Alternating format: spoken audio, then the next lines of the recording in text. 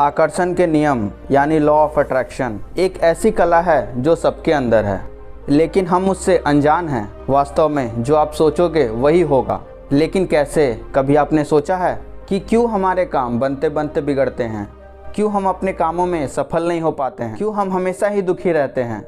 आइए इसे अच्छे से समझते हैं एक कहानी के माध्यम से। और इस कहानी के अंत में आप जानेंगे कि भगवान बुद्ध ने इस बारे में क्या बताया है। एक व्यक्ति अपने जीवन से बहुत ही परेशान था।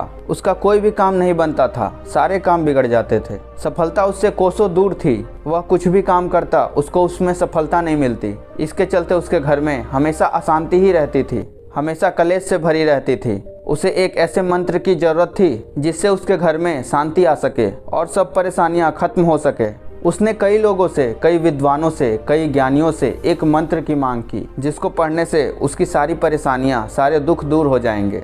लेकिन उन ज्ञानी लोगों ने, उन विद्वानों ने उसे बहुत सारे ऐसे मंत्र दिए जिससे उसकी परेशानी दूर हो सके। उसने सारे मंत्रों को अपनाया, लेकिन कोई भी मंत्र काम नहीं आया। कुछ दिनों के बाद वह व्यक्ति एक गुरु के बारे में सुना। उसने सुना कि इस गांव में एक गुरु रहते हैं जो सबके दुखों का निवारण करते हैं। उसने सोचा कि क्यों न उस गुरु से मिलकर कोई मंत्र ले ले ताकि उसके सारे दुख दूर हो सकें।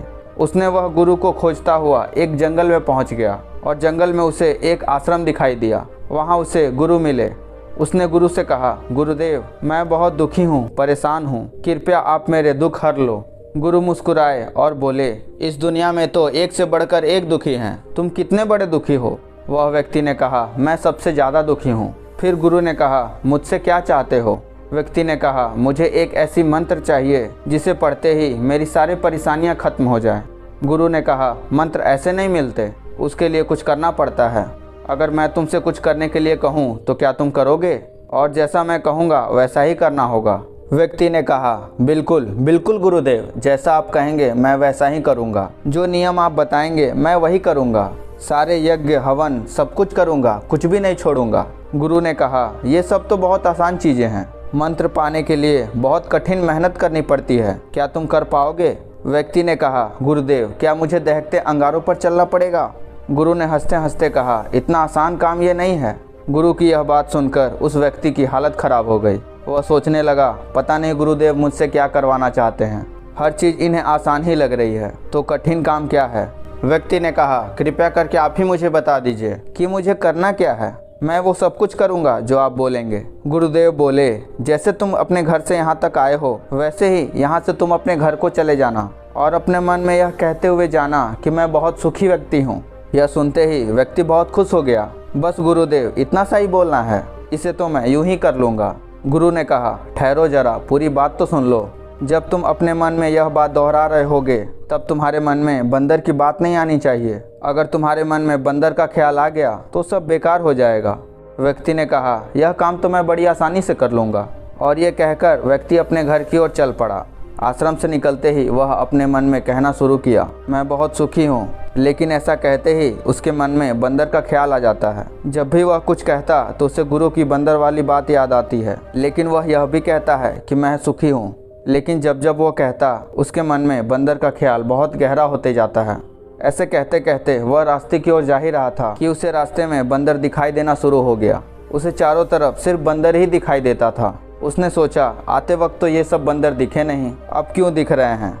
मैं अपने मन में सुखी हूँ। और ऐसा बोलता हुआ वह अपने घर पहुँच गया। घर पहुँचकर वह अपने पत्नी से बोला कि बंदरिया, मैं बहुत भूखा हूँ, बंदर परोस दो। मुंह से बंदर सब निकलते ही उसका मुंह खुला का खुला रह गया। उसके सारे मेहनत पर पानी फिर गया। उसने सोचा कि आज से पहले कभी उसके मन में बंदर का ख्याल तो नहीं आया था, तो आज कैसे आ रहा है? और उसे हर जगह बंदर ही बंदर दिखाई दे रहा था।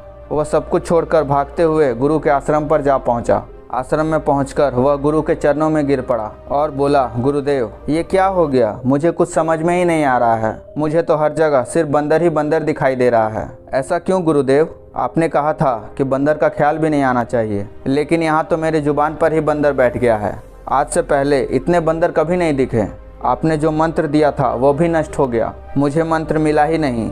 गुरु ने कहा, तुम्हें मंत्र मिल चुका है, सिर्फ तुम्हें उसका उपयोग करना सीखना है। लेकिन गुरुदेव, जैसा आपने कहा मैं तो ऐसा बिल्कुल नहीं कर पाया, फिर मंत्र कैसे काम करेगा? गुरु बोले, पहले तुम इस मंत्र को समझ लो। अगर तुमने ये मंत्र ठीक से समझ लिया तो ये मंत्र जरूर काम करेगा।